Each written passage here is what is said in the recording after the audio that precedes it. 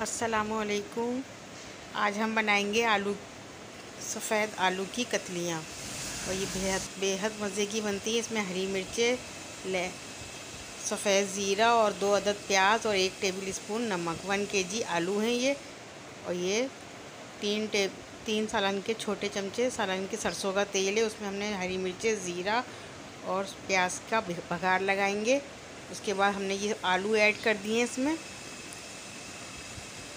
और उसको अच्छी तरीके से मिक्स करके इसको गलने के लिए छोड़ देंगे। तकरीबन 15 से 20 मिनट में ये आलू हमारे गल जाएंगे और ये पराठे के साथ और रोटी के साथ खाए जाते हैं और खाने में बेहद मज़े के लगते हैं। बिल्कुल सिंपल एंड क्विक सफ़ेद आलू की कतलियाँ।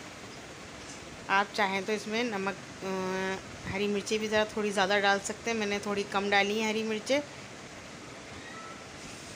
और हरा धनिया के साथ इसको गार्निश किया है। और देखें ये डिश आउट हो रहा है ये प्लेट में और देखें कितनी यम्मी नज़र आ रहे हैं ये सफ़ेद आलू की कतलियाँ और खाने में बेहद मज़े की हैं। पराठे के साथ, पूरी के साथ खाएं। इसी के साथ नेक्स्ट वीडियो में मुलाकात होगी ढेर सारी दुआओं के साथ। अल्लाह हाफिज़।